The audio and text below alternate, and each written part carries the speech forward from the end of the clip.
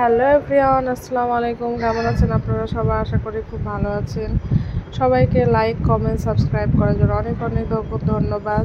আর আমার channel cook with নায়েস connect হওয়ার জন্য সবাইকে অনেক বেশি ধন্যবাদ।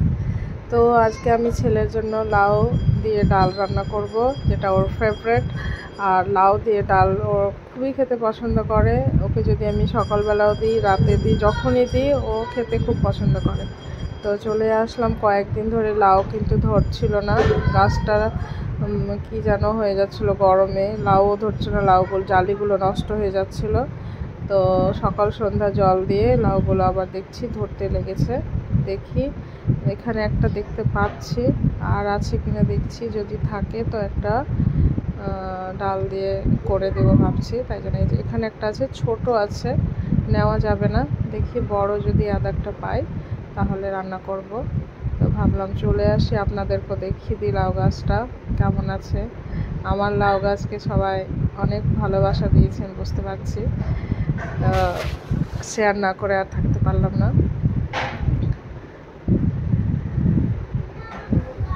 আর আজকে আমি যা যা রান্না করব সবই আপনাদের সাথে শেয়ার করব। রেসিপি তো দেওয়াই আছে, বাকি রান্নাটা কি কি করলাম সেটাই আপনাদের সাথে শেয়ার করব।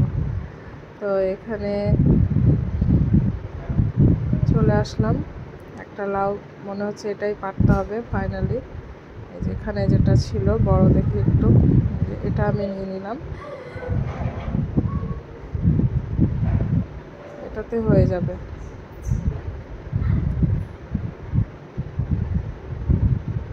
বাকি চলেন তাহলে কি কি। এখানে আমি ভিন্ডি ধুয়ে ঝাঁকাতে করে রেখেছি শুকানোর জন্য।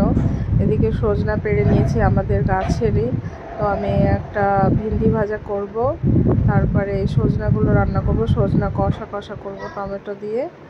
আর এদিকে তো আমি আজকে মুগ ডাল দিয়ে রান্না করব লাউটা।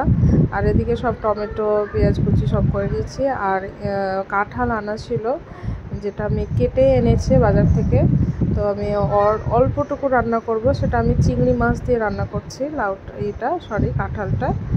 আর এদিকে ভাত বসিয়েছি, এদিকে প্রেশার কুকারে লাউ দিয়েছি, এদিকে টমেটো কষা দিয়ে আমি রান্না করলাম সজনা।